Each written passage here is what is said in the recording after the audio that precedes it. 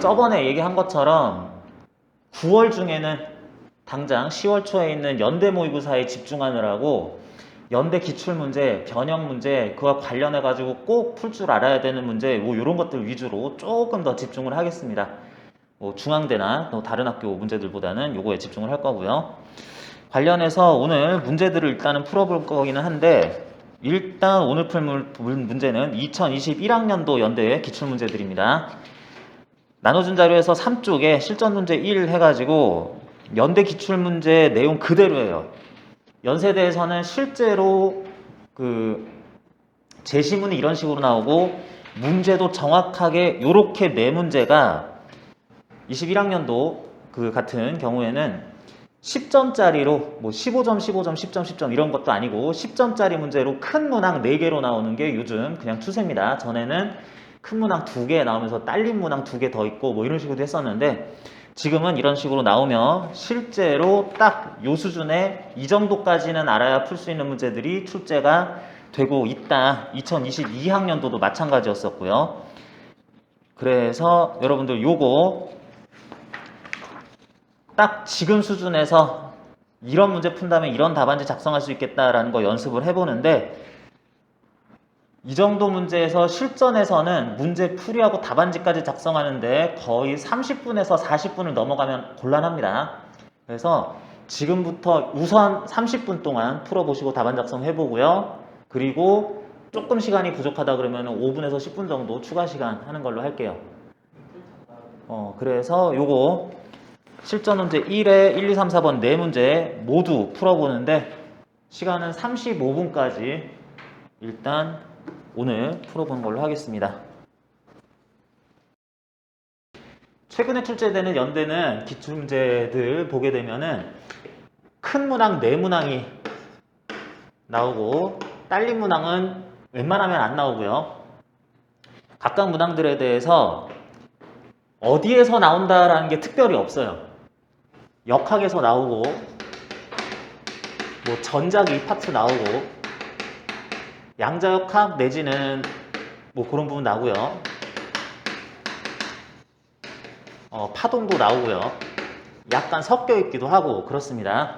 이번에 나온 문제만 보더라도 1번 이러저러 해가지고 헬륨 원자핵이 이렇게 된다서 에너지가 어떻게 되는지 구하시오. 요거 약간 상대성 이론에서 질량 에너지 등가 원리 이용하는 거, 상대성 이론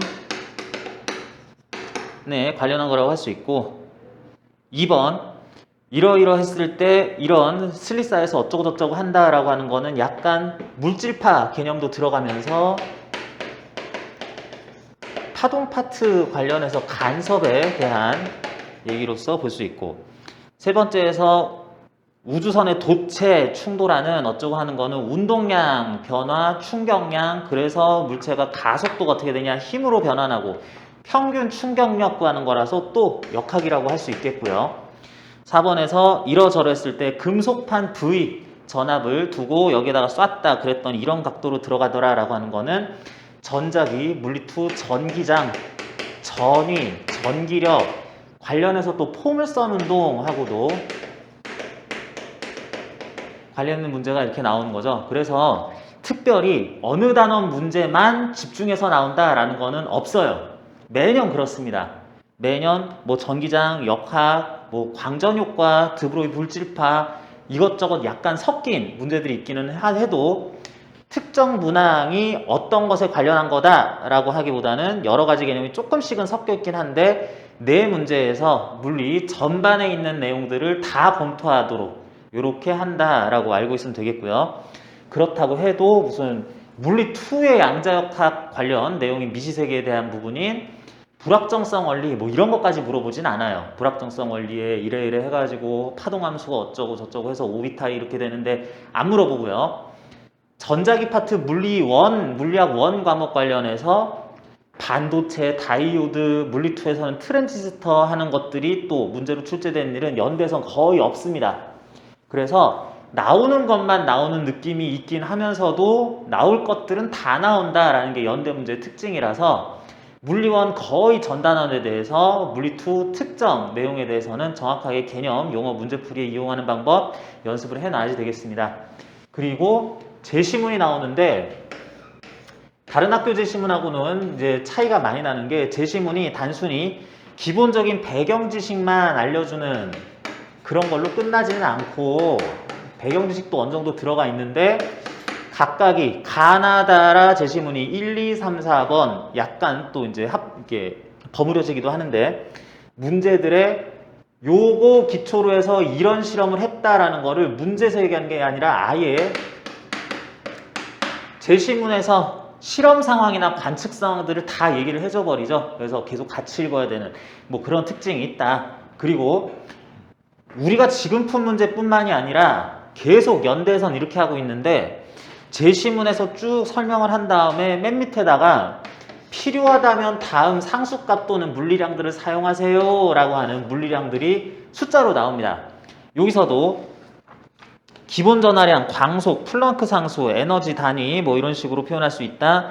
질량 관계 뭐 이런 것들은 이렇게 숫자를 쓰면 된다라는 거를 대충 뭐 여기서는 중력 가속도 이런 건 안 나오지만 중력 가속도 G라고 놓고 씁시다. 뭐 이러이러한 값은 플랑크 상수는 H라고 놓고 표현만 하세요 하지 않고 이걸 써줬다는 거는 얘들아 계산해야지 라는 뜻입니다. 정확하게 숫자로 떨어지는 계산을 끝까지 요구하는 경우들이 굉장히 자주 있다. 매년 거의 그렇다라고 생각을 해야 된다. 그렇기 때문에 문제 다 풀어놓고 요 계산할 때 실수하지 않도록 주의도 해야지 되는데 실수가 아니라 내가 몰라서 계산 답이 틀려버리는 경우들이 있습니다. 유명한 얘기가 있는데 뭐 생명과학, 화학 이런 데서는 뭐 잘 모르겠어요. 그런데 옛날에 뭐 공대에서 건축공학과 이런 데에서 중간고사, 기말고사 뭔가 시험 문제를 풀고 쭉 봤는데 내가 문제 틀려가지고 이거 점수를 봤더니 아, 요 문제 틀렸는데 왜 그러냐면 곱하기 10 해야 되는데 뭐 10을 안 했다 또는 나누기 10을 했다 뭐 이것 때문에 마지막 답이 스케일만 차이가 나는 경우가 있었어요. 그래가지고 클레임을 걸러갔죠. 선생님 제가 이렇게 해가지고 전반적인 내용이 크게 틀린 건 아닌데 계산 실수 마지막에 있었는데 요거 부분 점수 좀 주실 수 있습니까? 그랬어요. 그랬더니 해당 과목 뭐 조교인지 교수인지가 그건 있을 수 없는 일이다. 틀린 건 틀린 거다. 네가 건축공학 하면서 곱하기 할 거 나누기 해가지고 철근 10개 들어가야 되는데 1개 들어갔다거나 아무튼 그런 식으로 해가지고 건물 잘못 지어서 무너지면 네가 책임질래? 뭐 그랬다고 합니다. 책임질 수도 없는 거고 마찬가지로 물리에서도 좀 깐깐해요. 이런 것들 아 내가 요거를 몰라가지고 계산상 조금 실수를 했는데 어떻게 되겠냐 실제 논술 문제에서는 약간의 부분 점수가 있긴 있습니다. 다른 부분에 전개가 다 맞았다면 정답만 틀렸다라는 거 득점을 못하는 거지 나머지 부분에 대해서 풀이 과정의 적절성을 따져보고 논리성을 따져봤을 때 문제에 대한 어느 정도의 부분 점수는 있겠지만 요거 계산까지 완벽하게 해야 되죠. 계산 완벽하게 해야 되는데 조금 전에도 나왔던 것처럼 여기 나오는 숫자, 문자 이런 것들 단위 관련해서 여러분들이 한 번은 확인하고 넘어가자. 자, 큰 수와 작은 수입니다. 다시는 하지 말자. 길이, 부피, 질량 이런 것들에 대해서 길이, 미터, 부피, 세제곱미터, 질량, 킬로그램, 그램을 이제 기초로 확인해야 되는데 이런 것들 뭐 더 붙느냐에 따라서 크기가 바뀌게 되죠. 기본적인 단위 있을 때 길이의 미터, 단위에는 그램 기준으로 했을 때 1000미터 1000g은 1 킬로미터 또는 킬로그램 10의 세제곱 넘어서 10의 6제곱 100만은 앞에 뭘 붙여야 돼? 무슨 미터는 잘 안 쓰는데 무슨 먼 그램? 이것도 뭐 잘 안 쓰긴 하는데요. 뭐 1000kg야? 그러긴 하는데 이거 뭐라고? 그러니까 100만에 해당하는 큰 수 100만 배 해줘야 되는 거 뭐? 이게 그 유명한 메가죠. 메가그램, 메가미터 잘 안 쓰긴 하는데 에너지의 단위, 줄 단위에도 킬로줄, 메가줄 뭐 이런 거 쓰면 되는 거고 10의 9제곱 10억 배는 어떻게? 앞에 붙는 게 기가죠. 그 위에 테라 이런 것도 있는데 뭐 킬로나 메가 붙는 거는 여러분 그게 그렇게 어렵게 생각하지 않고요. 작은 단위로 내려가서 10에 마이너스 1000분의 1은 뭐부터요? 1000분의 1은? 1000분의 1은? 아는데 대답만 안 하는 거니? 밀리죠? 밀리미터, 밀리그램, 밀리줄 뭐 이런 거 쓰고요. 100만 분의 1은 10의 마이너스 6제곱배 한 것은 1 얼마? 요게 그리스 문자 뮤를 사용하면서 마이크로라고 읽으면서 마이크로미터, 우리 전자기파의 파장 중에 마이크로미터 단위 쓰는 것들 많이 있는데 그거 여기서 나오는 거고, 마이크로그램 요것도 제법 많이 쓰고요. 마이크로줄, 글쎄 뭐 요런 단위 많이 쓰나 뭐 이렇고, 10에 마이너스 9제곱 들어가는 게 이게 뭐예요? 10억분의 1은 얼마 뭐 붙여서? 이게 그 유명한 나노미터, 나노그램, 뭐 나노줄 뭐 이런 것도 쓸 수도 있겠다 해가지고 요거 앞에 붙는 거 요런 것들 때문에 여러분들 실제 숫자 계산을 요구하는 게 연대 문제이기 때문에 이런 것들 다 주의해 줘야 되겠고, 마지막으로 단위 나타내고 그럴 때에는 다들 줄, 킬로그램, 미터, SI 단위계로 쭉 나타내야지 되겠죠. 그리고 혹시나 해가지고 가끔 가다가 이런 거 물어볼 때가 있을 수도 있으니까 한번 보면은 부피의 단위 중에서 세제곱미터 쓰는 게 기본이기는 한데 리터라는 단위를 쓰기도 하죠. 리터 단위에 대해서도 밀리리터 좋아요. 마이크로리터 좋아요. 킬로리터 좋아요. 이런 것들도 쓸 수는 있는데 요거 관련해서는 약간 특이한 단위가 있죠. 데시리터 있죠. 1데시리터는 몇 리터야? 데시벨도 몇 벨이냐 똑같은 거고요. 마찬가지 관계고, 1데시리터는 몇 리터야? 데시는 10분의 1이죠. 10분의 1이고, 길이 나타내는 것 중에 데시미터는 잘 안 씁니다. 그런데 100분의 1, 뭐, 한 개, 100분의 1미터는 1, 뭐?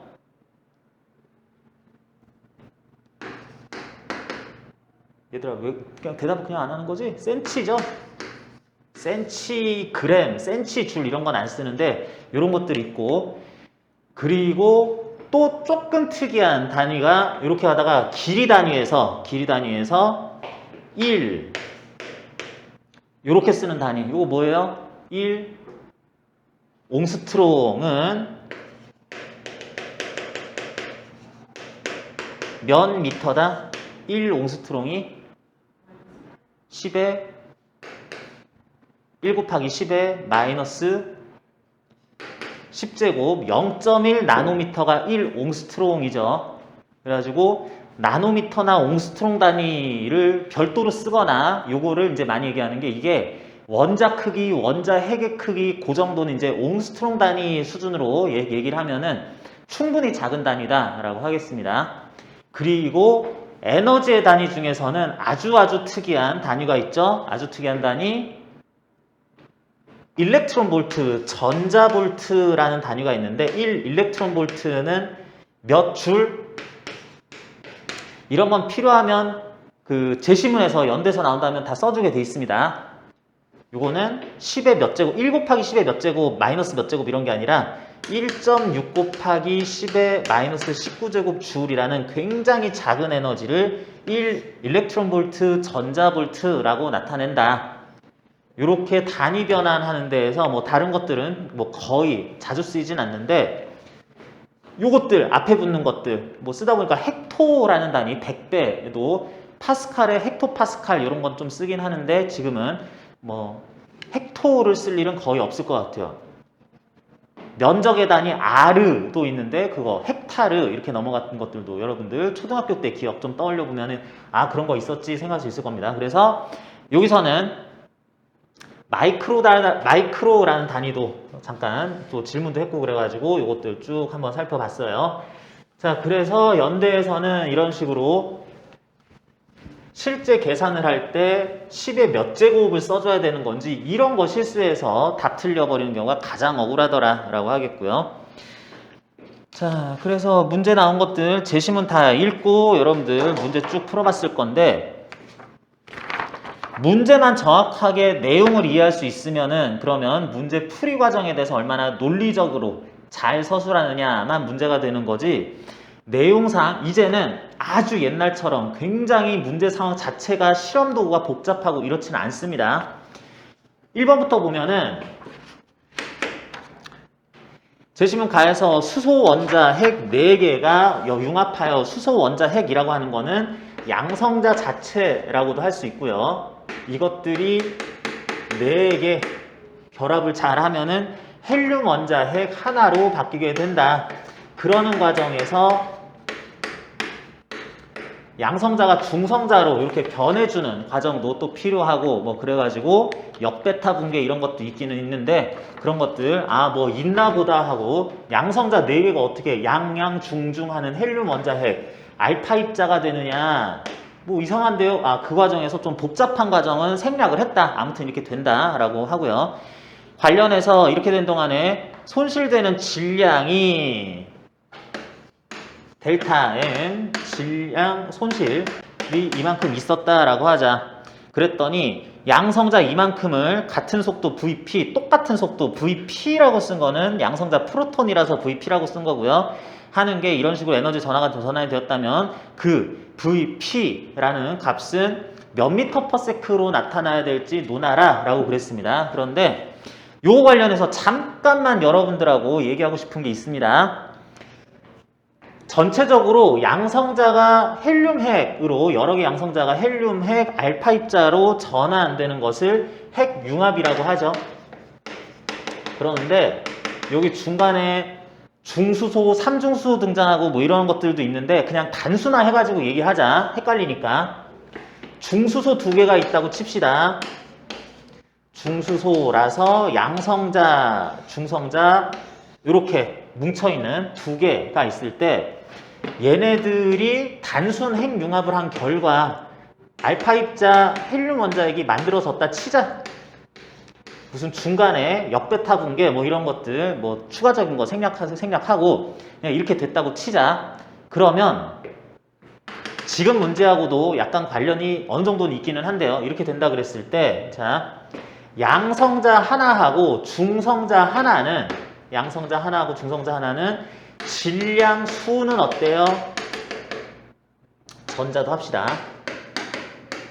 질량 수는 어때요? 양성자하고 중성자는 둘 다 아예 똑같다고 봅니다. 1U라고 봐요.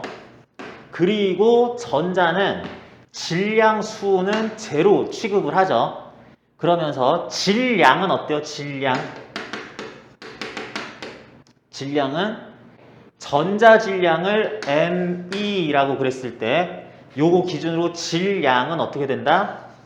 요게 0이었던 것에 1하고 하니까 1대 무한대 이렇게 되는 게 아니라 질량 수는 어느 정도 근사값, 대략적인 값이라고 생각할 수 있다면 질량은 상당히 정확하게 나타내려고 했을 때 그 값이 어떻게 되느냐 하고 할 때는 전자 질량을 ME라고 했을 때 그것의 양성자 약 뭐 1836배 정도, 1838배 정도 점 몇몇 뭐 이런 것도 나오긴 하는데 질량은 요거에 비해서 약 1800에서 2000배라고도 할 수 있을 만큼 굉장히 크니까 대략값으로서는 1대 0에 가깝다라고 질량수, 근사값은 이렇게 쓰는데 질량은 양성자보다 중성자가 약간 크기는 하다.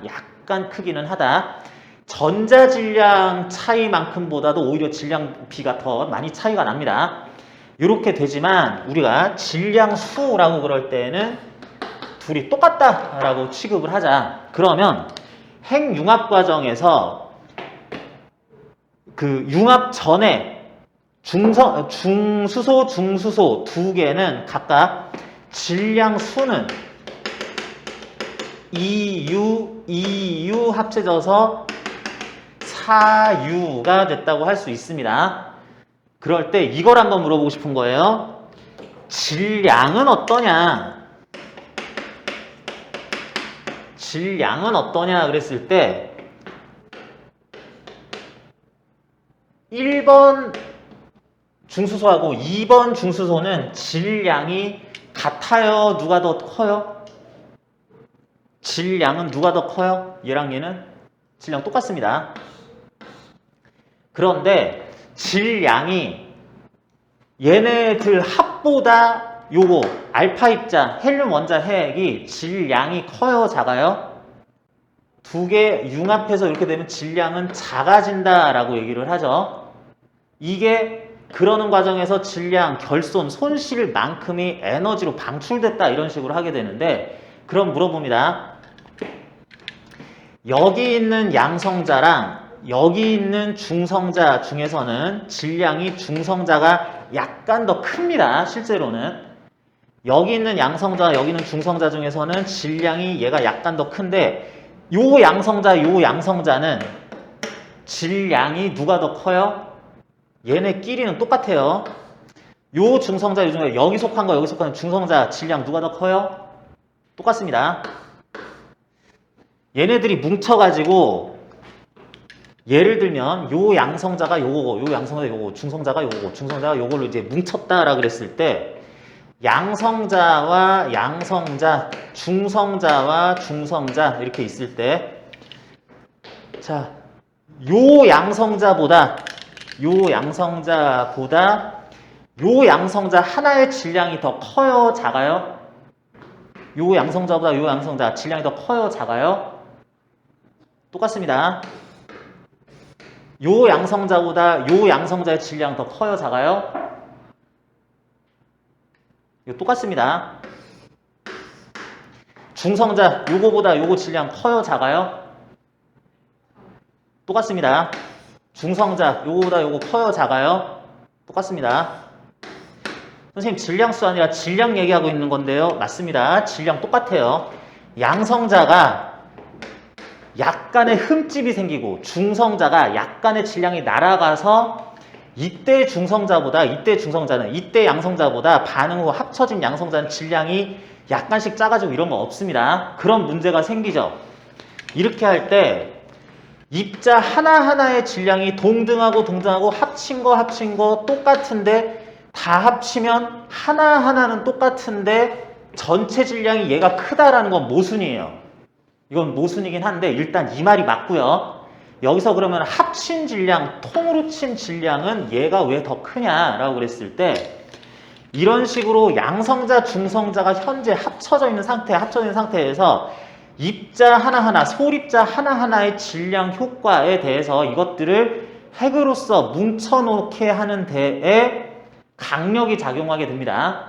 그게 스트롱포스가 작용을 하는데 이렇게 네 개의 핵자들을 한꺼번에 묶어놓는 강력이 또 약간 달라질 텐데 그 입자로서 하나하나의 질량은 완벽한 양성자, 완벽한 중성자 그랬는데 합쳐지다 보니까 흠집난 양성자, 질량이 약간 줄어든 양성자, 중성자 이런 개념은 없는데 이것들이 뭉쳐있기 위해서 강력작용하는 그 에너지의 질량 효과까지 합친 게 요 덩어리의 질량 각각이다. 그러니까 그렇게 합쳐놓는 것들에 여기 들어간 에너지와 이렇게 뭉쳐놓기 위해서 강력이 작용한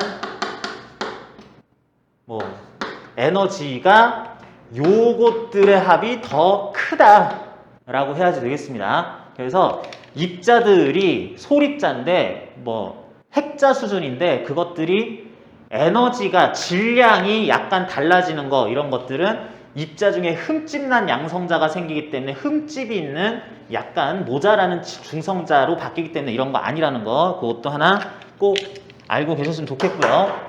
그렇게 해서 지금 중수소 합쳐서 아예 그냥 싹 더해지는 것처럼 보이지만 사실은 중간 과정이 더 필요한 핵 융합 과정에 대한 설명인데 그렇게 되는 과정에서 손실된 질량 전부가 정지에 있었던 이만큼 개수의 양성자들의 운동 에너지로 전환됐다라고 치자라고 한다면 이렇게 되는 과정에서 원래 양성자의 질량, 중성자의 질량이라는 것을 아예 똑같다고 지금은 봤죠. 1.7 곱하기 10의 마이너스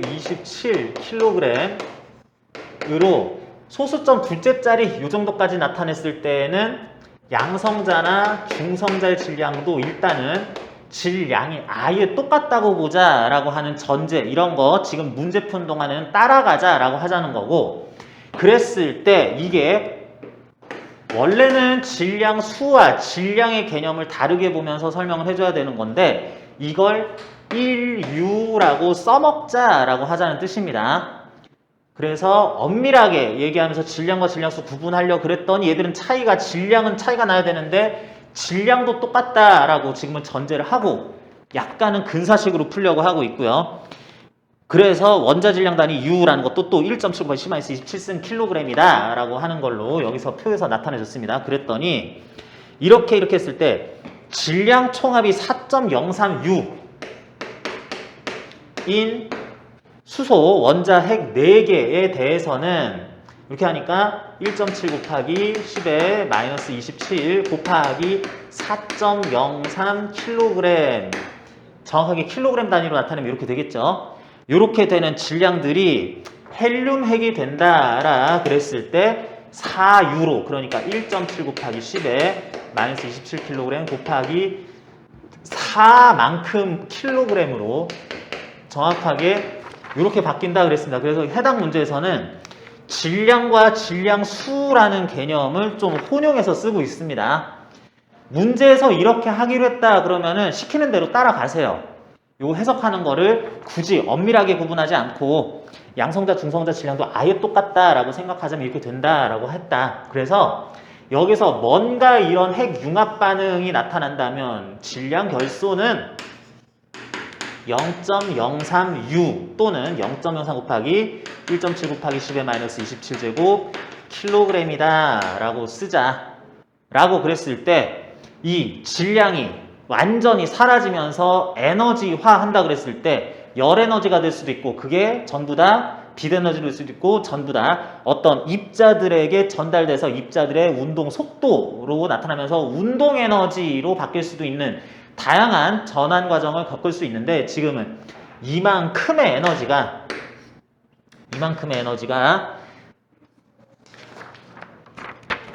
5.4 곱하기 10의 5제곱 개의 양성자가 그 많은 양성자가 오차 없이 모두 똑같은 속도 V 프로톤의 속도로 움직인다라고 치자. 그렇게 해야 하는 걸로 다 바뀌었다면 바뀌었구나. 2분의 1 M 질량 양성자 하나는 1.7 곱하기 10의 마이너스 27제곱 킬로그램짜리가 VP 속도가 돼서 제곱 한 운동 에너지로서 5.4 곱하기 10의 5제곱계가 모두들 공유하는 총 운동 에너지로 다 전환이 됐다면 뭐 열 에너지, 빛 에너지로 손실되고 어디 날아가고 새 나가고 이런 거 없이 모두 다 이렇게 됐다면 그 P 값은, VP 값은 얼마냐라고 물어봤습니다. 그래가지고 전체적인 과정은 이게 다예요. 이거 계산만 하고 VP 뭐 이게 넘겨서 써주고 하기만 하면 됩니다. 그래서 VP 값 구해라 라고 그러면은 계산하고 루트 씌우고 뭐 이것도 다 해야 되는데 숫자들을 이렇게 써주고 개수를 왜 이렇게 나타냈냐, 어디 갔냐, 이렇게 나타내. 하필이면 5.4 곱하기 뭐 이렇게 한 이유가 뭐냐, 이렇게 해서 계산하고 루트까지 다 씌웠을 때 이게 딱 떨어지게 나오게 하려고 개수까지 이렇게 맞춰준 거다 생각하면 되겠어요. 연대 문제에서 실제 계산을 최종적으로 완료를 해라까지도 요구를 하긴 하지만 아무리 그렇더라도 숫자들이 굉장히 뭐 계산이 어렵고 뭐 유리수 계산 어떻게 해야 되는지, 무리수 어디까지 잘라야 되는지 이런 것들 그렇게 그 계산이 식 자체가 복잡하게 나타나고 대부분은 이렇게 딱 정수화된 정도로 떨어지게 숫자를 잘 주어주니까 오히려 내가 숫자 계산을 하고 있는데 약간 이상하다 싶은 것들은 계산상 뭔가 착오가 있었겠거니 라고 생각해도 괜찮습니다. 이렇게 해야 되는데 자, 문제는 이겁니다. 연대 문제는 이런 식으로 문제 자체가 이해하기 어렵거나 상황을 이해하기가 어렵거나 이걸 어떻게 받아들여야 되지 하는 수능에서 일찍이 우리가 잘 접하지 않는 계산을 시키거나 하는 것에 대해서 당황스럽게 하거나 아니면 그것까지 이해가 됐는데 풀이는 뭐 그렇게 어렵지 않네 라고 이제 느껴질 학생이라고 하더라도 그렇다면 이거를 어떤 순서로 답안을 작성해야 되는 거냐? 이건 다른 문제입니다. 해당 문제 지금 배점이 10점 되어 있는데 10점을 다 가져가려면은 나 정답 계산 끝 다 맞췄는데요. 그렇다고 10점 가져가는 게 아니라 6점, 4점, 5점 가져갈 수도 있다는 거예요. 그러면 나머지 3점, 4점, 몇 점 추가 점수는 답안지에서 얼마나 이걸 필요한 내용을 거르지 않고 잘 쓰면서 논리적으로 전개를 했느냐, 용어 실수하지 않았느냐 같은 것들, 그러면서도 간결하게 너무 군더더기 많이 쓰지 않았느냐라고 하는 거 써야 되는데, 자, 어떤 답안 표현을 써야 되는지 쓸 필요 없는지 이런 얘기까지 굳이 해야 되나 하는 것들 구분하는 것은 문제 자체의 수준에 따라서 달라져요. 이런 말은 항상 쓸 필요 없어. 이런 말은 항상 써줘야지 득점을 하지. 이런 원칙이 없습니다. 지금 같은 경우는 문제가 전반적으로 물리원, 질량에너지 관계, 아인슈타인 질량에너지 등가 원리 뭐 이런 것들 알고만 있으면은 그러면 내용상 아주 어렵진 않기 때문에 이런 거는 관련된 내용들을 일일이 다 좀 써주자. 자세하게. 뭐 이건 당연한 거 아닌가 하고 넘어가지 말고 이러니까 이런 계산이 가능하고 전체 개수가 이렇다면 이런 계산이 가능하고 그래서 이것들이 엄청나게 많은 숫자인데 모두들 똑같은 속력으로 움직인다면 그것들의 질량 손실에 의한 에너지가 운동 에너지였다면 운동 에너지는 2분의 1 mv제곱이고 모두 똑같은 것들의 총 개수를 곱하면 전체 운동 에너지라고 할 수 있으므로 이런 말들 구구절절히 더 써주라는 겁니다. 그래서 그런 것들 빼놓지 않고 내가 너무 쉽다고 판단해서 빠뜨린 게 오히려 배점에 있을 수도 있었으니까 채점 요소에 있었을 수 있었으니까 그런 것들에 대해서 자세히 더 써주는 게 요게 1번 문제 핵심이었다라고 하는 거 그런 거 오히려 주의를 해야 되겠어요. 연대 문제라고 해서 1번 문제부터 다 굉장히 어렵다 그런 건 아닙니다. 2번 나 상황에서 태양에서 방출된 중성자의 속도가 vn 이것도 딱 보니까 티가 나죠. 9.1 곱하기 10의 세제곱 9300m/s 라고 왜 써줬을까? 계산했을 때 답이 어느 정도 딱 떨어지는 숫자로 나오게 하기 위해서 이런 속도 인위적으로 맞춰줬겠죠. 중성자가 태양으로부터 나온대요. 태양이나 뭐 이런 거에서는 코스믹 레이라고 하죠.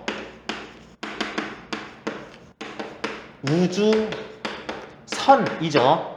그래서 우주선 그러면은 우주공간 날아다니는 비행체 우리가 타고 다니는 거 그렇게 오해할 수도 있는데 우주에서 돌아다니는 여러 가지 전자기파들을 통틀어서 우주선이라고 부르죠. 그런 것들 전자기파가 있을 수도 있는 거고 양성자, 중성자 날아다니는 거, 전자들 날아다니는 거 뭐 이런 것들도 통틀어서 아예 다 얘기를 해버립니다.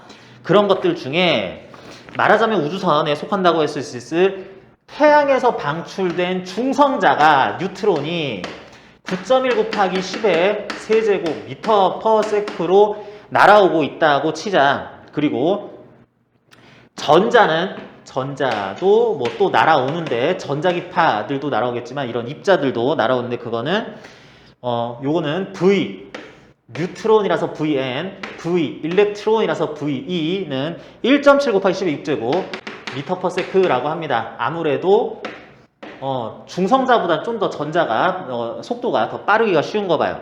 이렇게 했을 때 이런 것들이 날아와서 내가 실험장치를 만들어서 이중 슬릿 실험장치를 만들었는데 여기를 슬릿 D 간격이 6.6 마이크로미터라고 하죠. 는 6.6 곱하기 10의 마이너스 6제곱 미터로 바꿔줘야지 공식에다 넣었을 때 단위가 딱 떨어지죠. 이중 슬릿 실험을 할 때 슬릿 간의 간격, 스크린까지의 거리 뭐 이런 거 나타낼 때 슬릿 간의 간격은 굉장히 작다라 그랬는데 진짜로 작네요.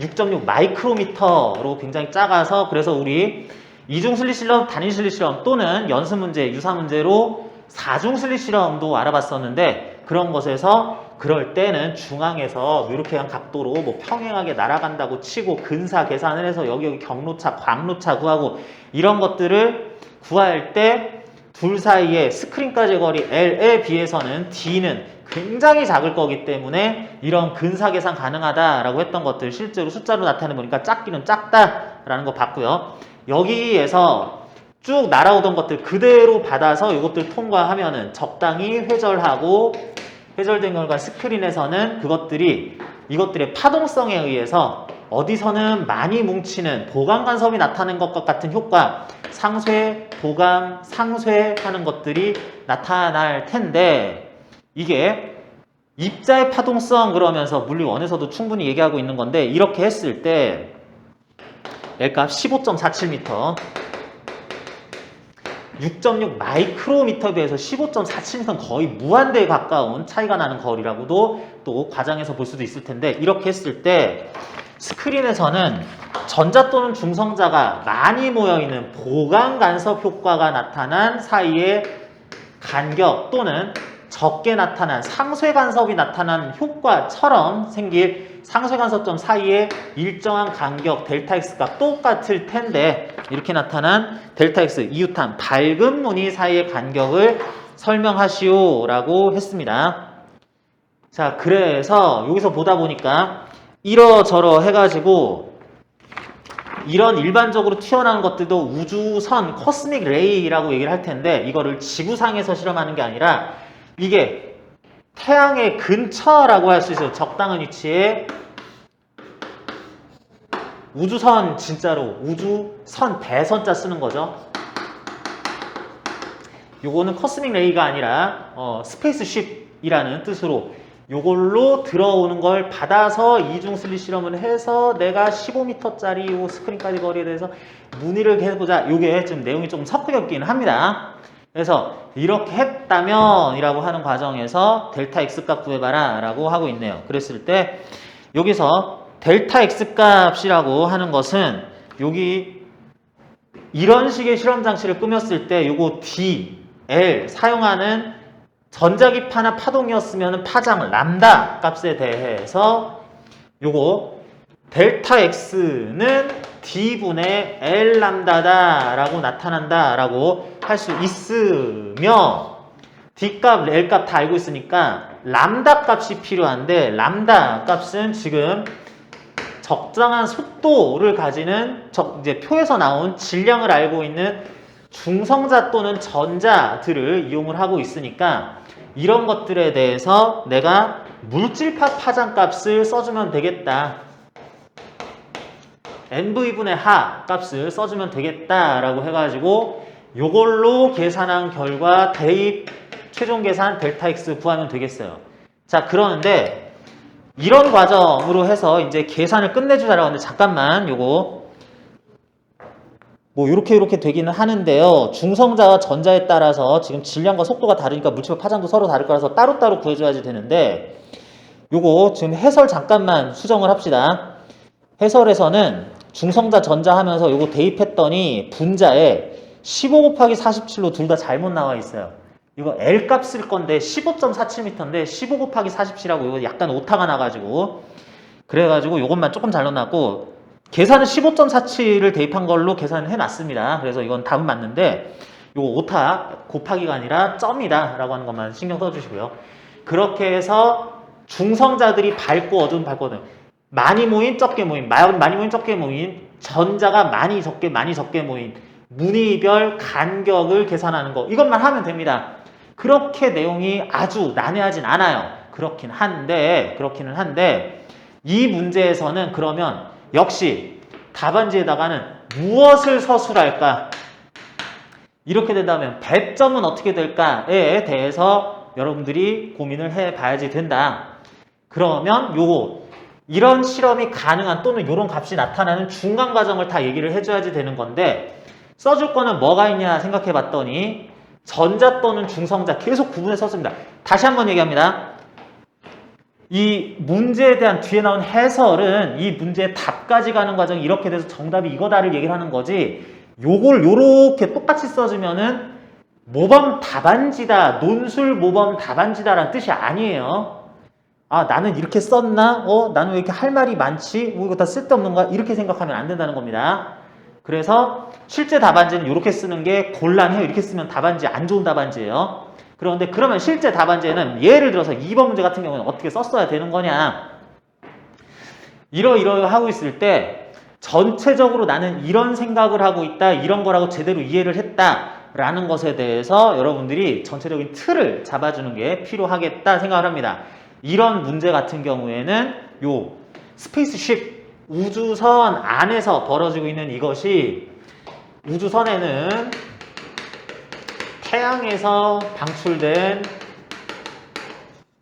전자와 중성자가 이중 슬릿을 통과하여 스크린에 보강 또는 상쇄 간섭이 일어난다. 그 결과 스크린에 모여있는 많이 모인 곳들, 밝은 문이라는 표현 써도 괜찮습니다. 많이 모인 곳 사이 간격이 일정하게 델타 X로 나타날 것이다. 이렇게 나는 제대로 이해하고 있다라는 것도 써주든지, 아니면은 제시문에서도 언급이 되지만 요 상황에 대해서 나는 이렇게 해서 우주선 그림 정도 생략하고 이렇게 해가지고 여기 뭐 이렇게 모양 만들어주고 이렇게 개수 분포를 이렇게 그래프로 나타낸 것처럼 이렇게 하고 델타 X 뭐 이런 것들 그려주는, 이런 걸로 전체적으로 지금 문제가 상당히 글로 추상적으로 나와 있는 꼴이기 때문에 이거 맞지? 나 이렇게 이해 제대로 했어? 라는 것들 답안지에서 직접 그려줄 필요도 있다는 거고요.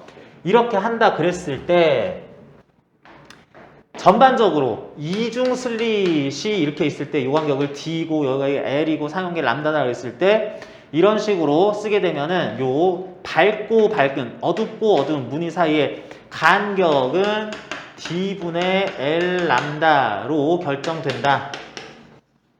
그런데 요거는 전자기파나 파동을 썼을 때는 그러한 건데, 입자는 질량이 m이고 속도가 v였을 때 파동적 성질을 나타내며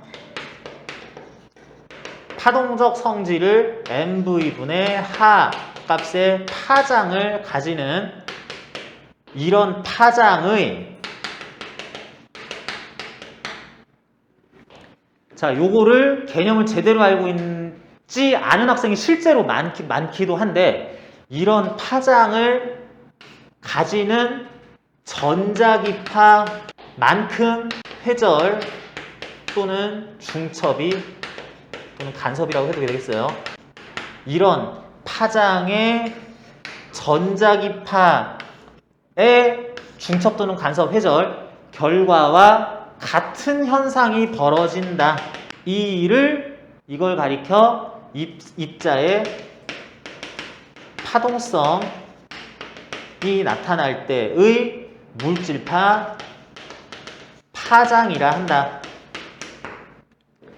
자, 여러분들 물질파 파장이라는 값이 무슨 의미를 가지는지 제대로 모르는 사람이 너무 많아요. 그냥 물리 1에서 지금 물질파 있으니까 mv분의 하 해가지고 물질파 파장 계산한다. 물질파 파장, 드브로이파 파장이다 라고 얘기한다는 용어는 알고 있는데, 이게 의미가 뭔지에 대해서 요거를 오해하고 있는 친구들이 되게 많은데, 실제로 학교에서도 이거 뭔 뜻인지 얘들이 알긴 아나 하는 것들 궁금해합니다. 궁금해하는데 여러분들 대답할 수 있을 학생이 그렇게 많지는 않다고 확신을 합니다. 학생들이 객관식 문제 푸는 것에서 대입할 줄 아는 것만 외워놓지 이게 의미가 뭔지에서 잘 모르는 경우는 있는데, 질량을 가지고 속도를 가지는 전자 또는 뭐 소립자, 미립자들 지나가는 속도 알고 있으면 얘의 파장을 구할 수 있다. 파장이라는 건 구할 수 있는데, 그게 어떤 입자가 그런 파장을 가지고 뭐 울퉁불퉁 뭐 이렇게 흔들리면서 가냐 뭐 그런 뜻이 아니라, 얘가 만약에 말도 안 되지만 입자고 물질이지만 파동만이 나타낼 수 있다고 할 수 있었을 회절과 간섭, 중첩 간섭이 나타난다면 굴절과 반사는 입자도 원래 할 수 있는 겁니다. 거기다가 뭐 물질파 얘기하고 있는데 그런 거 쓰면 안 되고요. 질량을 가진 입자가 구멍, 슬릿을 통과할 때 얘가 휜다는 게 말이 안 되는데, 뭐 하다 보면 그런 회절이 일어나는 효과가 나타난다고도 할 수 있을 때 그 회절이 나타나는 정도 또는 간섭, 중첩이 일어나서 보강 또는 상쇄 간섭이 나타났을 때 어느 지점에서는 어떤 경로차 이런 게서 왜 여기에 보강 또는 상쇄가 나타나지? 라는 것에 대해서 이런 파장을 갖추는 전자기파와 동등한 그 위치에서의 간섭이 일어났구나 라고 확인을 하자라는 거기 때문에 이런 식으로 물질파 파장의 의미를 써주는 게 이 문제에서는 의외로 중요했었다라고 하겠습니다. 이렇게 될 거기 때문에 지금 전자는 중성자는 이러이러해서 델타 X 전자에 대해서 델타 X 중성자에 대해서 이러이러하다 계산식 간단하게 써주고 마지막에 정답 강조만 해주면 되는 뭐 그런 문제였다고 볼 수 있겠어요. 자, 그래서 요거는 물질파 파장 값이 어떤 의미를 가지느냐에 대해서 의외로 여러분들이 실제로 그랬을 수도 있는데 의외로 잘 모르는 친구들 많아서 이런 걸 답안지에 서술해 주는 것이 좀 중요한 내용이었다. 이것도 기본 개념 자체가 아주 어려운 건 아니기 때문에 이 정도 설명할 수 있겠습니다. 자, 다음 태양돛이라고 하는데 태양에서 방출된 입자들 앞에서도 또 얘기한 것처럼 태양에서 여러 가지 우주선 내지는 전자, 중성자, 여러 가지 입자들, 소립자들 날아가거나 빛이 뭐 감마선, X선, 자외선 날아가고 할 때에도 광자들이 날아가고 있다라는 것까지 다 합쳐서 우주선이라고 할 텐데 이런 입자들이 우주선의 충돌안을 미화해서 우주선을 가속시키는 방법이 태양돛을 이용하는 거다라고 그랬는데 여기에서 얘기하는 우주선은 계속 코스믹 레이에 대해서 얘기하는 게 아니라 스페이스쉽에 대해서 얘기하고 있는 겁니다. 대충 그렸어요. 스페이스쉽이 이렇게 돛을 달고 있는데 여기서 날아온 각종 태양에서 방출한 입자들이 여기 튕겨서 아이고 튀어 나가네 라고 튕겨 나가는 현상들이 벌어지게 되면은 마치 바람이라는 것이 공기 입자가 돛에 부딪혀서 튕겨나가고 하면서 돛을 밀어내는 것을 이용해서 배가 움직일 수 있는 것처럼 진공 상태인 줄 알았던 이런 데다가 이 돛 만들어서 뭐 하냐 그랬더니 눈에 보이지 않는 우주선들이 바람, 공기 입자가 날아오고 튕겨나가서 상대적으로 이 스페이스쉽을 밀어내는 것처럼 얘의 가속을 시켜요 라고 생각을 하자는 뜻이고요.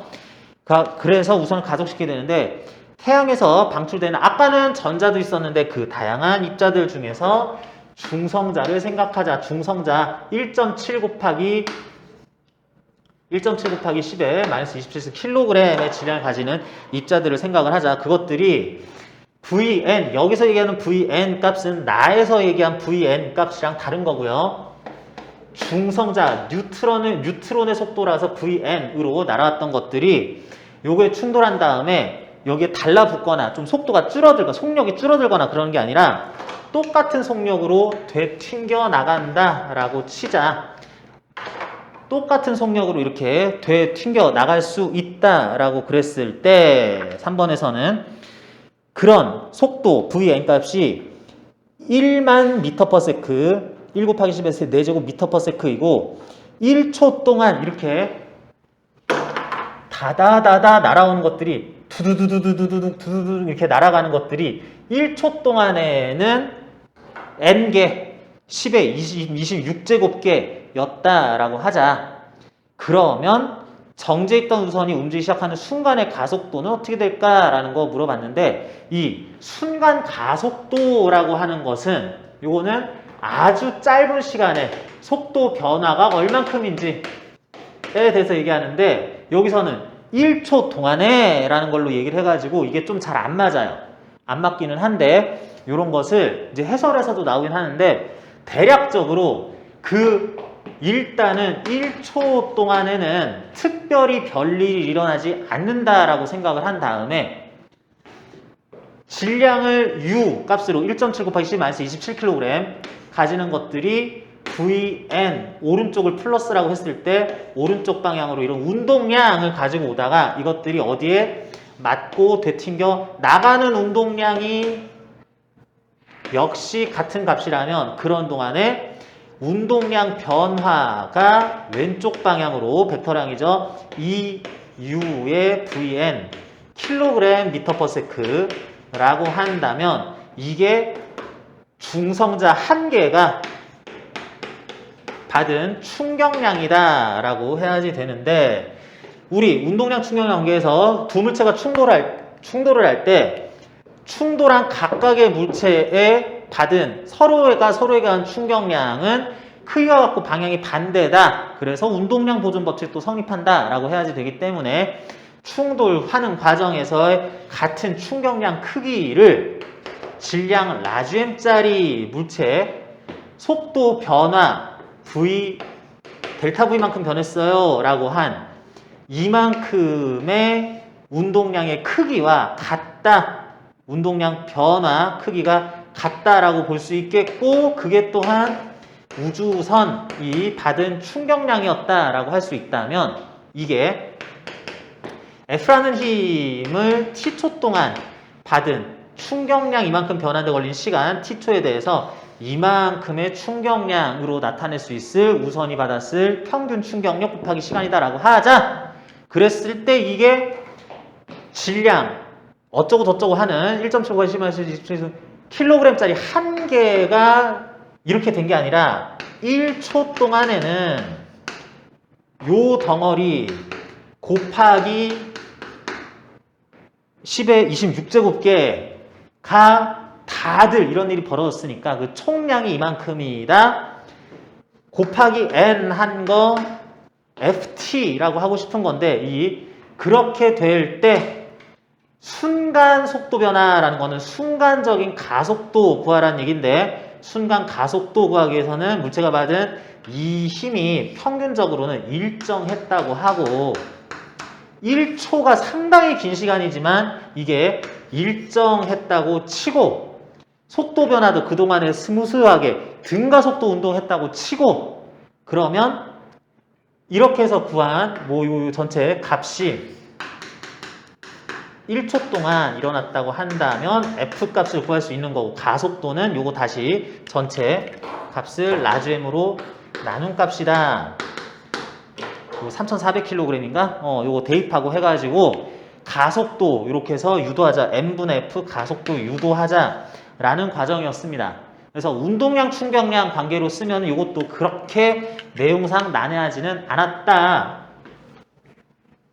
그런데 전반적인 내용 봤더니 그럼 여기서는 답안지에는 뭘 써야 되는 거냐? 답안지에다가는 요 충돌하는 과정에서 입자 하나하나 중성자가 하나가 이렇게 운동량 변한다. 요거를 작은 짧게 잘라가지고 다 써주면 돼요. 중성자가 돛과 충돌할 때 돛과 중성자 한 개에 대해서 운동량 보존 법칙이라고 해도 되는데 그러는 과정에서의 중성자의 운동량 변화 충격량이 돛이 받은 운동량 변화 충격량과 같다 라고 써주자. 그렇게 한 다음에는 그런 게 n개 있었다. 10의 26제곱개 엄청나게 많이 있었다. 그러는 것들이 1초 안에 벌어진 일이라면 그렇다면 앞에서 얘기한 것처럼 이러이러한 충격량을 우주선이 받았다. 우주선이 받은 충격량이 1초 동안에 이랬었다라고 볼 수 있다는 뜻이다. 그렇다면 여기에서 정지했다가 뭐 이렇게 되는 거네. 순간 가속도 구하라 그랬는데 순간 가속도, 우주선의 순간 가속도 우주선의 질량 분의 우주선이 받은 힘이라고 해야지 되는데 여기에서 이제 약간 테크닉이라는 테크닉인데 별거 아닌 거죠. 이렇게 하는 동안에 이게 1초 동안에는 먼저 와서 부딪힌 애, 늦게 와서 부딪힌 중성자, 조금 이따 0.9초 때 부딪힌 중성자 이런 것들이 이미 움직이고 있는 우주선에 추가적으로 부딪힌 거기 때문에 그때 운동량 변화라는 것에 대해서 다시금 생각을 해줘야지 되는데 이렇게 될 때 그 1초 동안에는 각각의 중성자는 동일한 속도 변화와 운동량 변화를 가진다고 하며 그렇게 되는 1초 동안에 물체가 받는, 우주선이 받는 힘은 일정하다고 하자. 이렇게 안 하면 미분 방정식을 풀든 해야지 됩니다. 그래서 이런 조건을 지금 요걸로 부드럽게 넘어가기 위해서 이렇게 보기로 하자라고 하는 게 중요했다는 뜻이에요. 1초 동안에는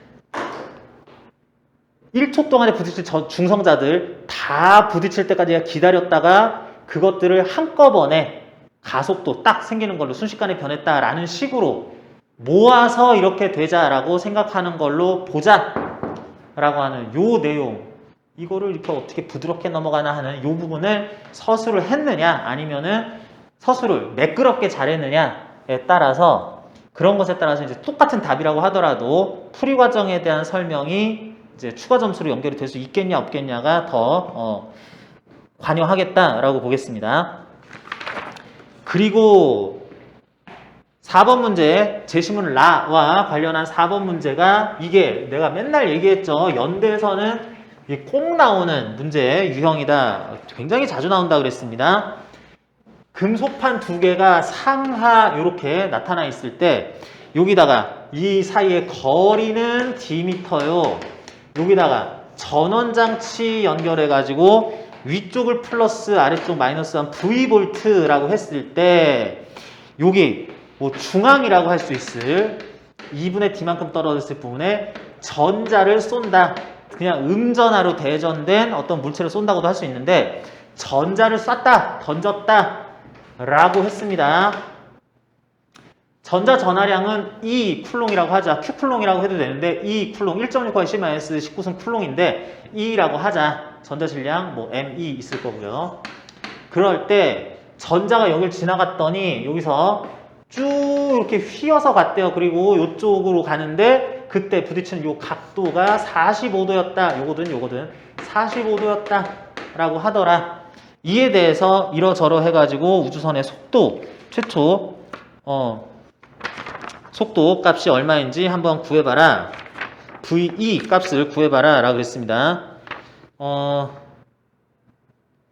요거까지 이용해서 스페이스 쉽이라서 VS라는 걸로 한번 구해봐라 라고 했는데, 지금 이런 실험이 일어나고 있는 게 다 우주선 안에서 일어나고 있는 일입니다. 우주선 안에서 일어나고 있는 건데, 우주선 안에서 일단 이런 실험을 했을 때 거기에서 보는 전자의 최초 속도는 V 일렉트론이라고 하자 라고 한 이후에 이렇게 한 다음에 얘가 이렇게 부딪히는 각도까지 됐을 때 이게 왜 휘어? 또는 휘는 저 모양은 뭐야? 원의 호 따라가는 거야? 포물선 따라가는 거야? 쌍곡선, 로그곡선 따라가는 거야? 어떤 거야? 이렇게 본다면 여기에서 플러스 마이너스로 이렇게 전압을 걸어준 거라면 플러스에서 마이너스 연결된 극방향 쪽에 있는 극판에서 이렇게 플러스랑 연결된 극판에서 마이너스 연결된 극판 쪽으로 이런 식으로 설치하면 균일한 전기장이 형성이 되고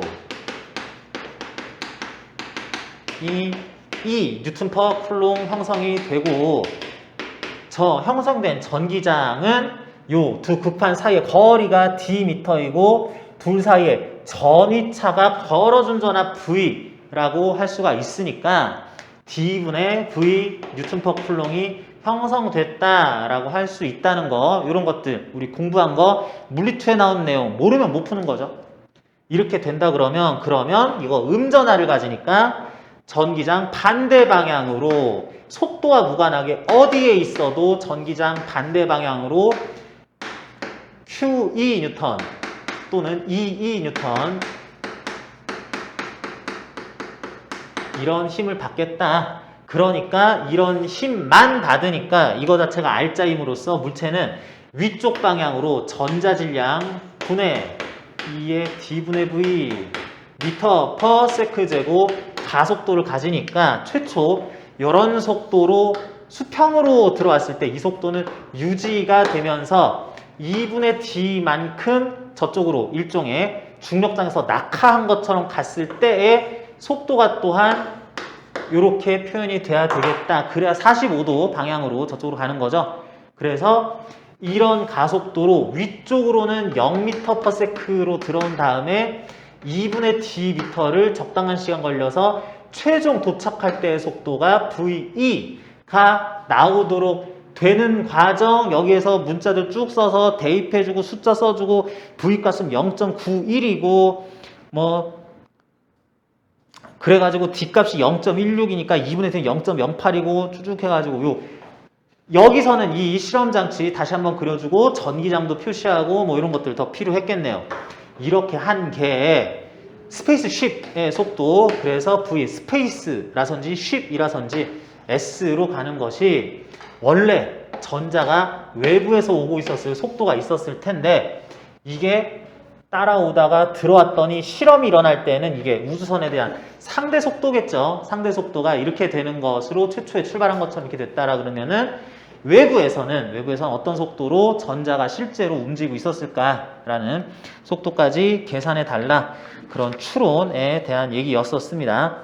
그래서 이 과정에 대해서도 마찬가지 문제 이렇게 그림으로 그렸다가 옆에서 또 밑에서 여기에서 이런 일이 벌어지니까 지금 보기에는 이러 해가지고 우주선에서 보기에는 전자의 상대 속도가 이렇다 VE였다라고 했을 때 전기장 속에서는 균일한 전기장이 형성된다고 볼 수 있고, 그래서 전위차 이렇게 되는 거라면 V볼트만큼 나는 거라면 둘 사이의 전기장의 세기는 D분의 V 뉴턴/쿨롱, 받는 힘, 가속도, 등가속도 운동 올라가는 동안에 2분의 D만큼 같다 했을 때 마지막에 45도라는 것은 이렇게 된다라는 거. 요 문제는 풀이 과정이 은근히 복잡하네요. 은근히 설명할 게 많이 있네요. 그런 만큼 이런 것들 자질구레한 설명 없이 필요한 것만 쭉 쓰다 보면 답안지가 충분히 채워지는 4번 문제였었습니다. 그래서 요거는 오히려 중간 과정이 계산할 분량도 있고 짚어줄 것들이 확실하게 보이는 것들이 있는 만큼 문제 풀이 답안 작성하는 건 부담이 조금 덜했다라고 보자. 그래서 우리가 그동안에 연습했었던 전기장에서 옆으로 던진 물체, 포물선 운동할 때 어디 가서 어떤 각도로 떨어지냐, 최종 속도가 어떠냐, 이런 거 장치를 했을 때 요거 극판 사이에 이런 장치 해주는 거 연대선 굉장히 애용하는 실험 방법이다, 제시하는 방법이다라는 것들 보여줬고요. 그런 것들 이런 식으로 실제 문제에서 나왔었다라는 거, 다른 문제에서도 계속 나옵니다. 그러는 거 실제 기출문제, 실전 논제를 통해서 확인하는 그런 의미도 있는 문제였다 보겠습니다. 여러분들이 이 문제 봤을 때 상황에 대한 이해가 잘 됐다면 이거 다 우리가 공부했던 거라서 잘 됐다라고 볼 수도 있을 텐데, 이런 것들에 대해서 연습도 충분히 돼 있을 텐데 이 정도 수준만 잘 할 수 있어도 연대 문제는 최근에는 이 정도 유형으로 나오고 있다라는 거 확인하면 되겠습니다. 그래서 요거 연대 2021학년도 문제 중에 하나 풀어봤고요. 역시 연대 2021학년도 기출문제입니다. 자연2 해가지고 5쪽부터 나오는 문제 있는데 요것도 여러분들이 한번 풀어보겠습니다. 요것도 역시 약 30분에서 40분 정도 걸려서 보는데, 여러분들 잠시 쉬는 시간도 가지고 화장실 갔다 온 다음에 풀려면은 9시 25분까지 화장실 좀 갔다 오고 40분이 약간 안 되는 시간이라고 잡고 답안지 좀 잘 좀 써주세요. 우리가 실제 시험에서는 시간 안에 쓰는 것도 중요하고, 또 수리논술, 물리논술 한꺼번에 전체 시간 안에서 풀어라 그랬을 때는 내가 각 과목에 대해서 문항당 얼만큼씩 시간 분배해야 될지를 정확하게 지켜야 되기 때문에 요 시간 요 정도 안에 라고 써라 그랬을 때는 그 안에 쓸 수 있을 분량 체크를 스스로 할 수 있는 것도 중요합니다. 답안지를 내가 이러이러한 글씨 정도의 분량을 쓸 때는 기본적으로 시간이 이만큼은 걸리는데 앞으로 남은 시간 이 정도면은 이렇게 할 수 있겠구나 하는 것들, 그거에 따라서도 또 답안지를 완료를 해야 되기 때문에 여러분들이 남은 시간에는 쓸 수 있게 하기 위해서는 좀 이런 건 버리자, 시간 충분하니까 이런 것까지 더 쓰자, 그런 것들도 그때그때 조절할 수 있도록 하기 위해서 답안지 실제로 써보는 연습, 다 이렇게 글씨로 뭐 이렇게 할 수 있겠지가 아니라 자기의 필속, 근데 얼마나 이 정도의 문장, 이 정도의 설명은 빨리 할 수 있는지 이런 것들도 연습을 꼭 해봐야 되겠어요.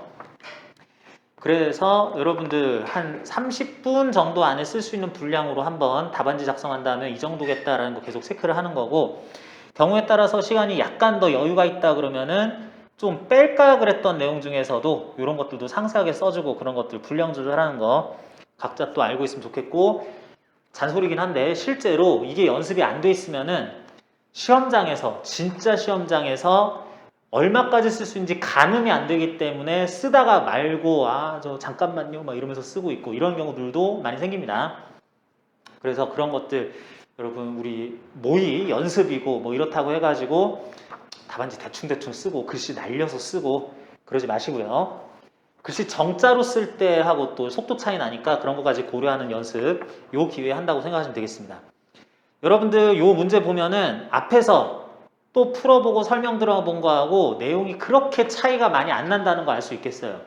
왜 그러냐면 이게 같은 학년도에 나왔었던 오전 오후 문제이기 때문에 그러는데 오전 오후 학생들이 학과별로 논술 시험 그런 것들 뭐 그 학과에서 논술 전형으로 뽑는 학생들 곱하기 30배, 40배 되는 학생들이 와가지고 시험을 일단 치를 거기 때문에 전교에 강의실 다 쓴다고 그래도 캠퍼스 강의실 다 쓴다고 하더라도 요게 그 강의실이 안 남기 때문에 오전 오후로 학과를 좀 다르게 해가지고 이렇게 하는 거라서 최대한 문제의 그 난이도나 유형은 비슷하게 가져가면서 그래도 앞에 시험 본 거랑 유출되면 안 되니까 다른 문제로 쓰기 때문에 굉장히 유사한 유형이 이렇게 한꺼번에 나오거나 이게 완전 다를 때도 있습니다.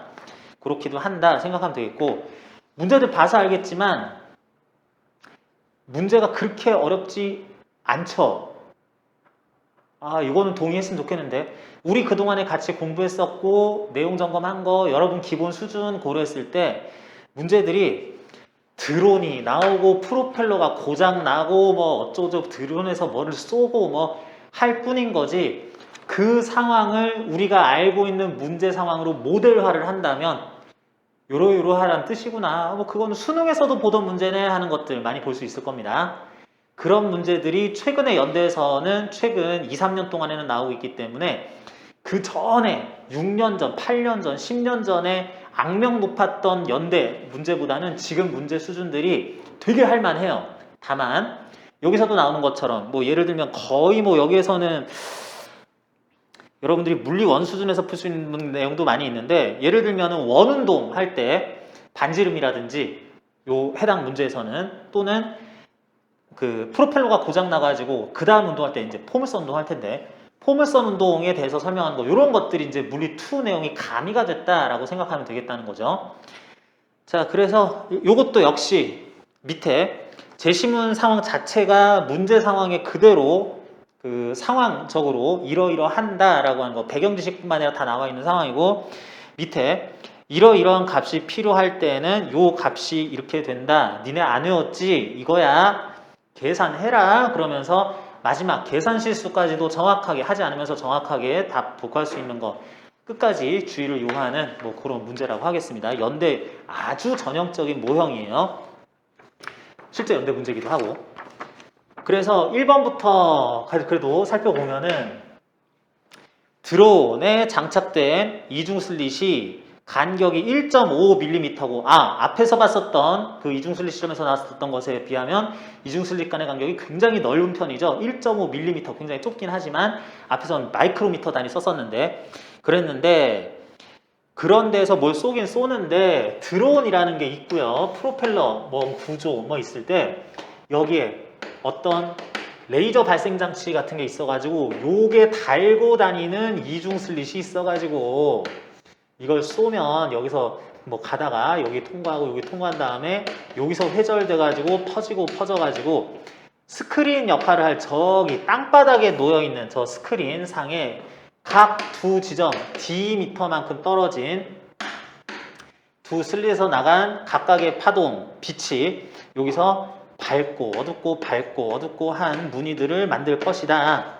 그랬을 때 현재 드론의 높이라는 거를 뭐 여기까지 되느냐 여기까지 되느냐 해서 미세한 차이는 나겠지만 드론의 높이 여기서는 Y라 그랬죠. 뭐 H라고 해도 되는데 Y미터만큼 현재 날고 있는 드론이 쏘는 밑에 만드는 무늬를 보면서 요거 현재 지면으로부터 높이가 얼만큼인지를 확인하자 하고 있습니다.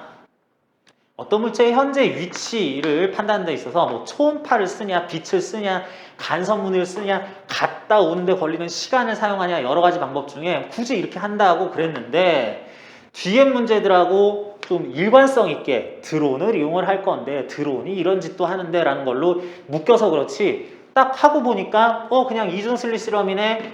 D만큼 간격, 스크린까지의 거리가 Y, 사용한 빛의 파장이 람다 라고 하면은 뭐 여기서 이중 슬릿 실험 밝은 무늬 사이에 혹은 어두운 무늬 사이에 간격 델타 X 미터 D분의 L 람다요. 요거 써가지고 Y 값 구하는 거 가능하구나. 드론이 만약에 지금 계속 올라가는 중이라면 Y 값이 커지니까 델타 X도 커지겠구나. L 람다라기보다는 여기서 Y 람다라고 합시다. 하는 간격이 커지겠구나. 경우에 따라서 이 밝은 무늬 사이, 어두운 무늬 사이 간격이 벌어지는데 몇 미터에서 몇 미터로 벌어지는 시간까지 구하면 역으로 대입해서 이게 올라가는 속력까지도 구할 수 있다. 뭐 이런 개요라고 볼 수 있어서 아주 전형적인 이중 슬릿 문제라고 볼 수 있는 거죠. 그래서 D값 1.5mm니까 D값 실제 대입할 때는 1.5 곱하기 10의 마이너스 3제곱 미터라고 해줘야지 델타 X 같은 것도 미터로 나타나니까 1.5 써가지고 1000배로 막 나타나고 하는 것들 요런 거 실수까지 유발을 하게 또 돼 있네요. 조심하시고 파장 이러이러한 빛을 사용을 한다. 파장값 실제로 뭐 나타내 줬으니까 4.5 곱하기 10의 마이너스 7제곱 미터라고 아주 예쁘게 잘 나타내 줬네요. 그대로 쓰면 되겠고요. 일정한 속력으로 출발 상승하기 시작한 뒤에 20초 후에 이렇게 나타났다. 그러면은 20초 동안에 지면에서 간 거니까 최종적으로 속도 20초 분의 y 미터 한 거 미터 퍼 세크 단위로 나타낸 숫자 등속 운동한다 치고 이렇게 했을 때 값 구하라 라고 하는 거죠. 델타 X 값이 결국에는 27mm 27 곱하기 10의 마이너스 3제곱 미터라고 나타난다면 여기에서 대입 계산 y 20초 나눠서 미터 퍼 세크 상승 속도라는 거 구할 수 있다. 이게 개요예요.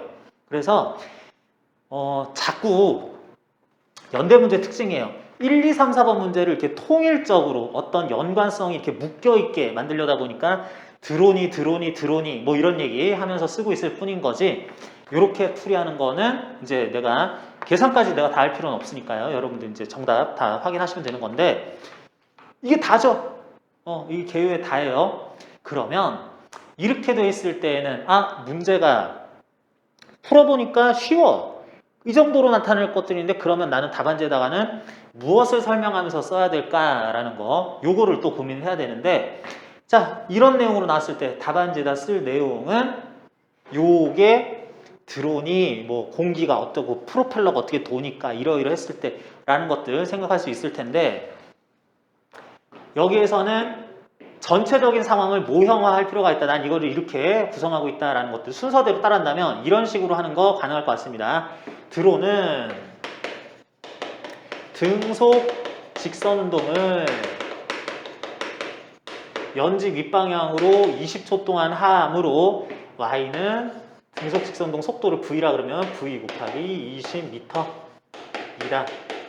라고 하는 현재 상황이 어떻게 이루어졌는지 그래서 지금 여기서부터 분석할 상황 설명하는 거는 꼭 필요하겠고요. 그런 다음 여기에서 빛을 쏘고 레이저를 쏘는데 거기서 드론이 달고 있는 이중 슬릿 사이를 지나갈 때 여기서 빛을 쏘는 것에 대해서 여기서 쏘는데 어떻게 두 구멍을 통과를 하냐 여기서 쏘는 게 뭐 이렇게 사방으로 퍼져나간다면 이렇게 할 수 있어가지고 이중 슬릿을 빠져나간 파동은 빛은 슬릿에서 회절되어 퍼져나가므로 그러다가 지면에 있는 스크린에서 둘 간에 각각의 슬릿에서 나온 빛이 광로차가 생기게 되어 보강 또는 상쇄 간섭이 나타난다.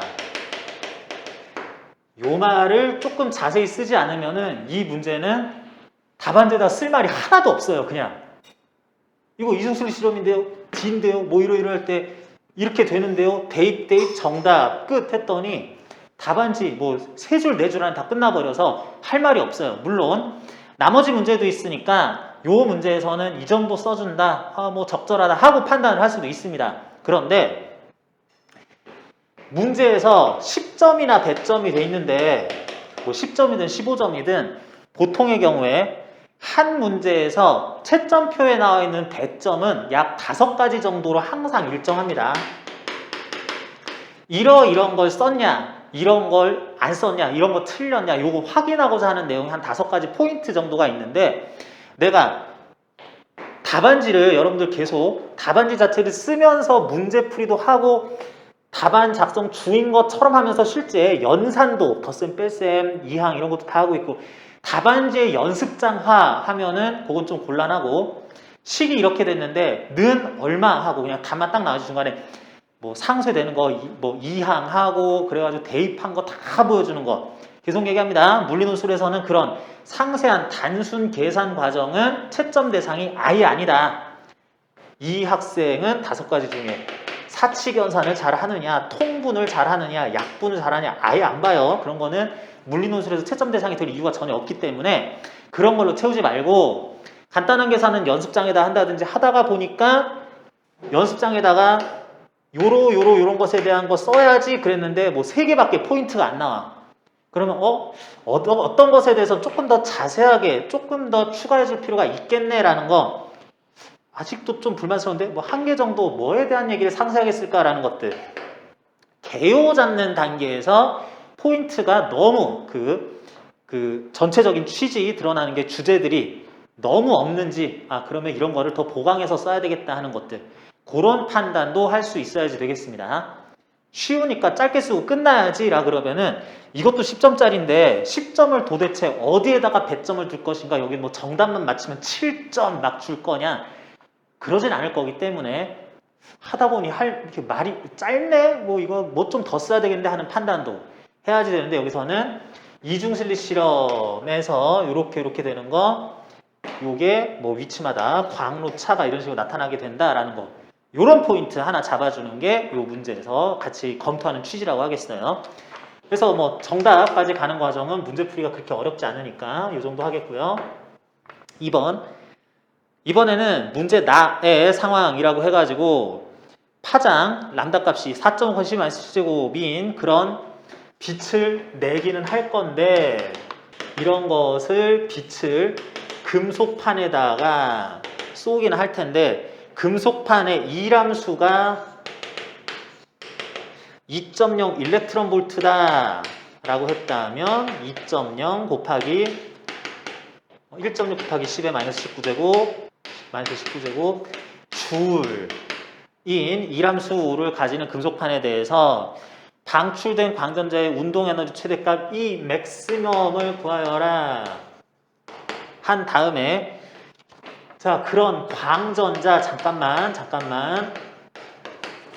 자 여러분들 요 광전자라는 얘기 나왔는데 여러분들이 수능 준비하면서 그 객관식 문제 풀고 나는 읽기만 하고 빨리 계산하자 정답 구하자 라는 걸로 하지 않고 이 용어를 쓰다 보면은 갑자기 이상한 말 쓰는 경우들이 있어요. 그래가지고 정말 여러분들 당연히 아마 알고 있을 건데 정리만 조금 하자면 자 금속판이 있습니다. 금속판에는 전자가 살고 계시죠. 그런데 그 전자 중에 금속판에 있을 그 전자는 특별히 자유전자다라는 표현도 쓰는 거고요. 그런데다가 빛이 와서 부딪혀서 보낼 때 이걸 광자가 와서 부딪힌다라고 해야 될 때 요거는 광자죠.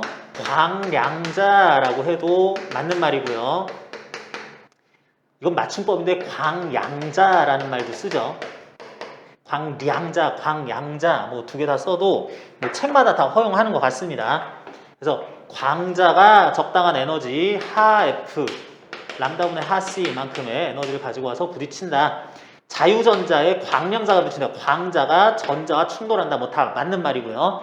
그러면 광자가 전자와 1대1로 자유전자 1대1로 에너지 전달을 했을 때 튀어나가는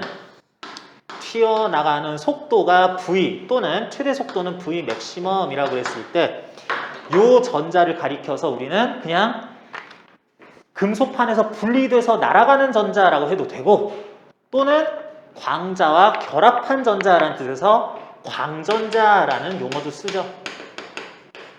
그래서 광전자의 최대 운동 에너지가 이렇다라고 했다라는 것들 관련해서 이 중간과정, 광전 효과 관련한 이 용어들, 뭐가 와서 뭐랑 부딪혀서 뭐가 어떻게 되는지 용어들 쓸 때 이런 것들 갑자기 생각하면 먼 자라고 하는 것에 비슷한 말들이 되게 많아가지고 순간 헷갈리는 경우도 있습니다.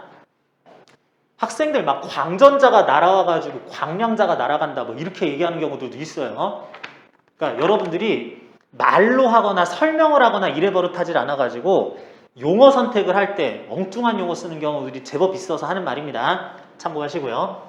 그래서 그런 광전자가 날아가게 됐을 때 그 운동에너지 최대값에 대해서 논하시오라는 거는요, 요즘 잘 안 나오다가 또 그 2021학년도에서 나왔었는데, 논하시오라고 하는 거는 뭐 대단히 어려운 얘기에 대해서 하자는 게 아니라 요렇게 되는 과정이 광전 효과에 대한 내용이니까 광자가 전자는 뭐 이렇게 있었는데 이 이람수라는 값의 에너지를 빼고 그거는 전자가 금속판으로부터 분리되는 데 필요한 에너지이고, 그래서 나머지 에너지들을 가지고 광전자가 운동 에너지로서 방출된다라고 하는 딱 그 내용. 광전 효과의 일반적인 얘기에 대해서 간략하게 쓰세요, 그런 뜻입니다. 뭐뭐에 대해서 논하시오라는 것에 막 깊은 내용, 뭐 물리사적 배경, 그래서 이렇게 되는 것에 아주 핵심 원리 이런 것들 장황하게 쓰라는 거 아니에요. 그래서 이런 거는 요즘에는 잘 안 나오다가 이번에 또 물어보긴 했고요. 그래서 이 맥시멈에서 논하시오라고 했는데 이런 것들 조금 언급하고, 거기다가 그래서 이 맥시멈이라고 하는 것은 광전자의 에너지 람다의 파장을 가지고 있으니까 하 F보다는 람다분의 하 C라고 쓰는 게 좋겠네.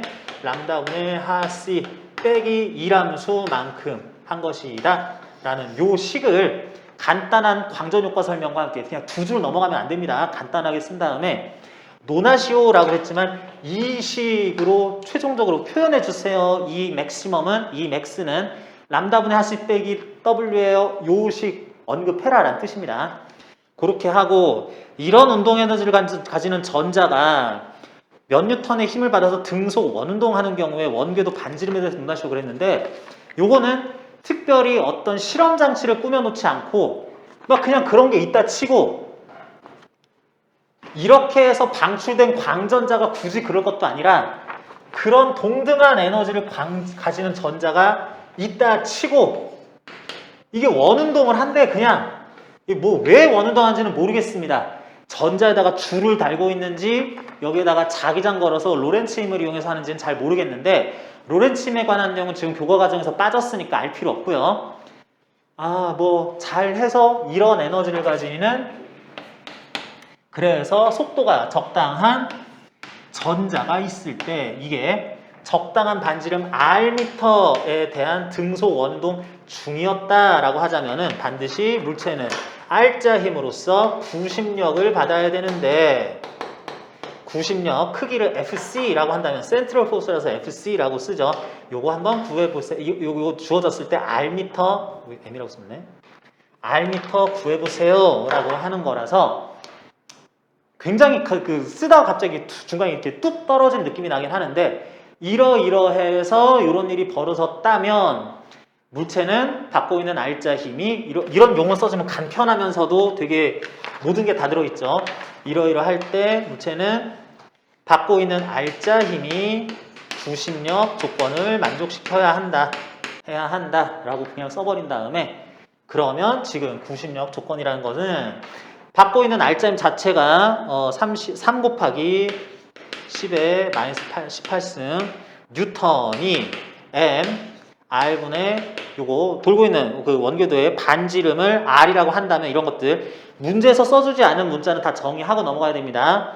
R분의 V 제곱이라고 했을 때 요런 거 원운동하는 경우는 여기 구심력이 mR분의 V제곱 크기로 나타나야만 한다라고 그랬을 때 여기 mV제곱이 나타날 거니까 요거 조금만 다시 써보면은 R분의 운동에너지 2배죠 라고 할 거라서 요 EK 요 부분을 이 맥시멈 앞에다 쓴 거 이거 대입한 다음에 그러면 넘겨서 계산만 더 해주면 되는 걸로 요 정도로 마무리 지어지겠다.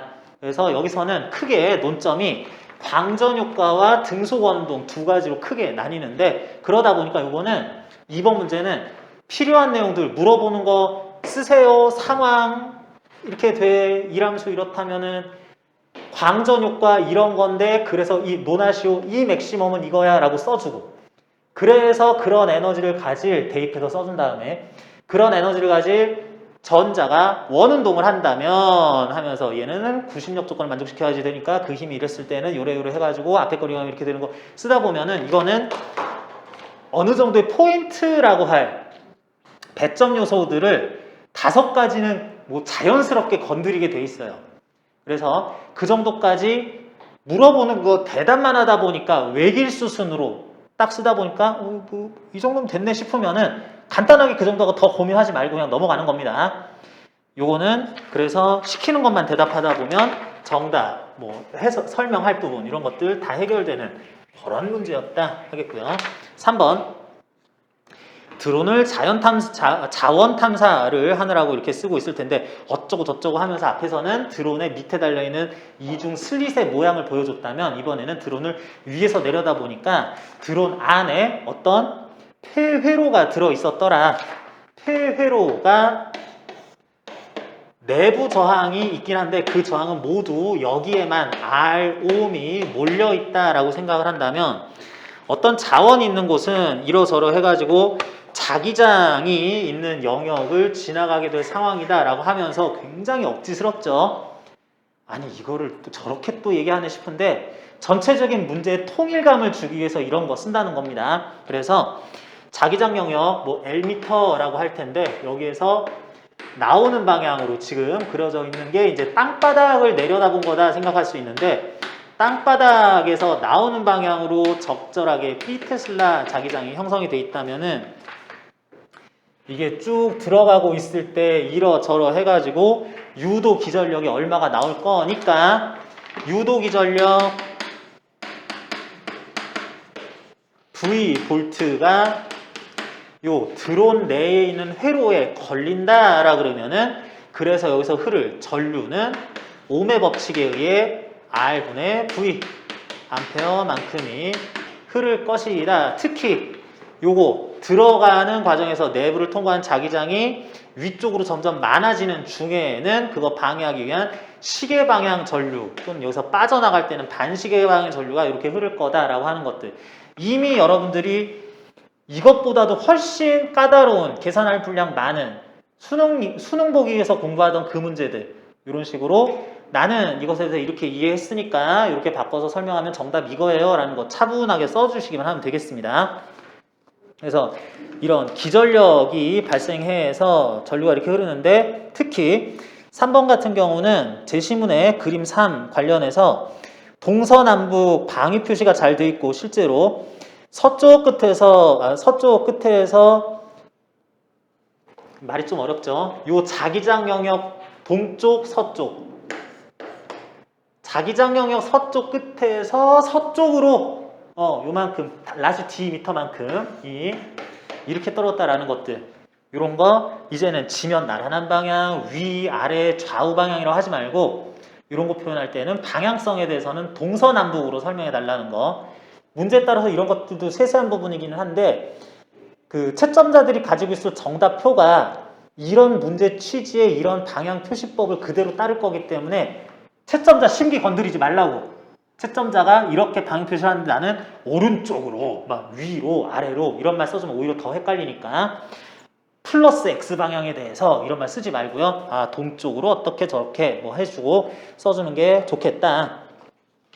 그래서 VX라고는 했지만 플러스 X 방향 이런 말 쓰는 거 아니고요. 자기장형에서 그 B 값이 0.06 테슬라이고 여기에 나온 톡 L이 30m이면서 정사각형 도선 한 변의 길이가 0.1m고 어쩌고 해가지고 이렇게 할 때 10초 동안 도선에 유도되는 전류의 크기와 방향에 대해서 논하세요. 여기까지는 여러분들 어느 정도는 그 유도기전력 구하는 거 패러데이 법칙 이런 용어 써주면서 설명을 하면 되는데 여기서 이제 서술이 약간 갈립니다. 요게 요 영역으로, 자기장 영역으로 들어가고 있을 수도 있고 완전히 포함돼서 날아갈 수도 있고 여기서 빠져나오고 있을 수도 있고 해가지고 요거는 경우를 다 나눠가면서 원래는 이제 얘기를 다 해줘야지 되겠고요. 5m/s 등속 운동하다 보면은 요거 D 값이 15m, 요게 5m/s인데 D 값이 15m이고요. L 값, 요 영역 L 폭이 30m다라고 하면은 지금 우리가 문제를 보는 요 시점부터는 처음에는 아예 바깥에 있으니까 최초 3초 동안에는 전류 전혀 유도되지 않을 거고 이제 3초 동안 전혀 유도되지 않다가 요거 L 값이 스몰 L이 0.1m 밖에 안 되니까 10cm 밖에 안 되니까 10cm 이거 사실은 굉장히 커 보이는데 10cm니까 이거 싹 이렇게 들어가는 동안에만 잠깐 전류 유도될 거고 한참 동안 전류 유도되지 않다가 여기 또 빠져나갈 때까지는 또 6초가 약간 안 되는 시간 요게 0.1m짜리가 진입을 시작한 것부터 요게 완전히 들어갈 때까지는 0.02초가 시간이 걸리니까 그러다가 이제 이 끝이 여기 도착할 때 시간 또 계산해가지고 뭐 해가지고 이런 것들 쭉 설명을 해줘야지 되는 건데 그러느라고 10초 동안에 대해서는 그 물체는 최종 50m를 쭉 가 있을 거기 때문에 여기 기준으로 50m 간 지점까지 가 있을 거니까 중간 과정 전부 다 하나하나 따져줘야지 되겠네요. 짧은 시간 0.02초 동안에 후룩 지나가고